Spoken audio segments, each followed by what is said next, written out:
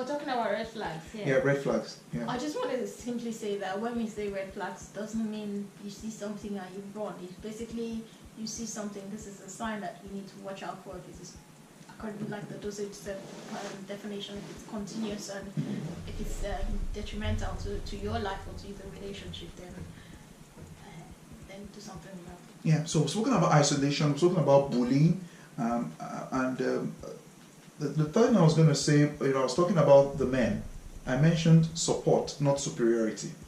I was going to say support is the third thing and not superiority. So with men, we have responsibilities, service, and support, not privileges, not being served, and not superiority. In the context of a relationship, neither party is superior. And we must get that clear. I'm the man of the house. No. Each person has a unique role to play. It's a symbiotic. It's meant to be a very solid, fusion that doesn't speak to superiority but speaks to support. Yeah. Being a mesh and a gear. The gear can't function without the mesh can't function without the gear. But when we stay together, we can power the system. That's the way it is. So the gear cannot say, "Oh, I'm better than the mesh. I'm more superior to the mesh," even because he thinks it's bigger. Yeah. You see, so it's not about size. It's not about muscle. It's not about intelligence. It's about creating functional families, and it's a system that starts with your relationship with that person today. But yes, there's a question for you. Some people would say out there, but the word of God says that the man is the man of the house, is the head of the home.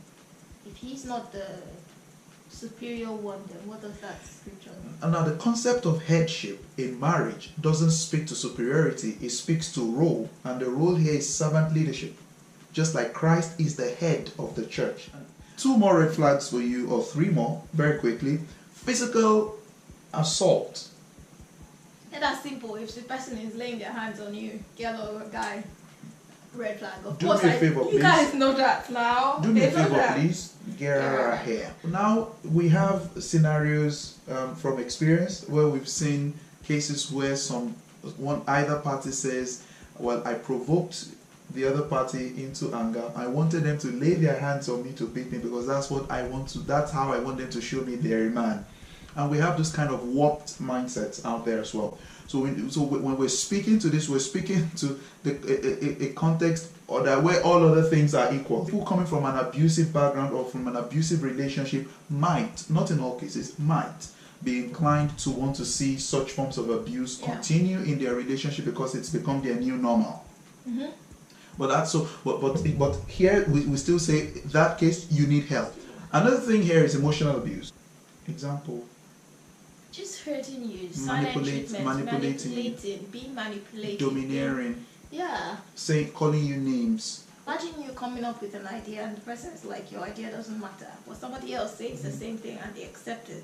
They think less of you and they're supposed to be your partner. Then that is another red flag.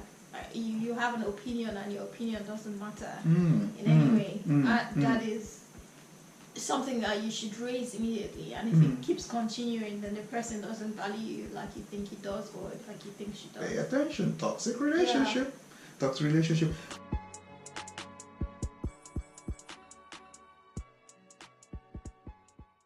So earlier in our conversations about toxic relationships, you spoke about, from your own experience, 2 different categories of people.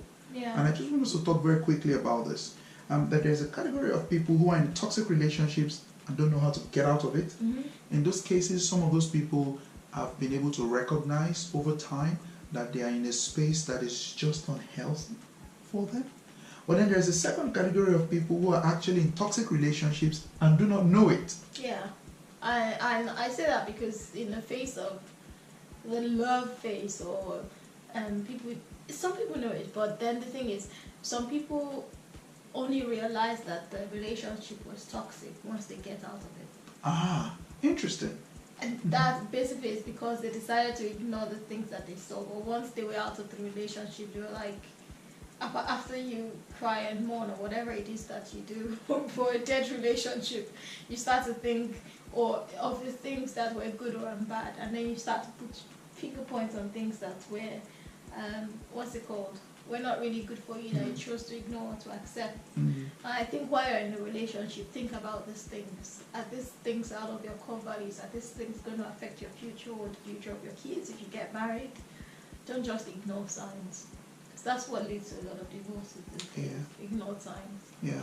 Also, so speaking to this whole context of people not even recognizing they're in a toxic relationship, you mentioned the background. You know. Yeah. Okay. Yes, that's true. I think that sometimes people, the two categories of people that are in a toxic relationship and do not know it, or people that are in a toxic relationship and decide to stay anyway. Sometimes in your background, maybe from how you grew up, your upbringing, or what you saw your parents do, it was acceptable to have things happen around that were not right. And sometimes you tell yourself that's not going to happen to me in the future, but if we're not careful, we always tend to follow what our parents, what's it called? Follow the trajectory that we know, pretty much. Exactly, that we know. We mirror what we see, and even adults as well. So my whole point is, watch out for what you've experienced in the past. If you find out that it is not right, then work on yourself to change it, to make sure it doesn't happen with you. Or if you see it happening around you, don't let it happen again, and don't do it from an evil or bad place or a bitter mindset. Do it from a positive place and learn to change from the inside and not to accept it. Because I think we don't realize, sometimes we accept things, but we don't realize down the line it's going to affect our children and the generation after us. So let's think about the future. Let's think about how we can help our children out and not just be selfish and concerned about ourselves and the things that we want or don't want to happen. So that was it.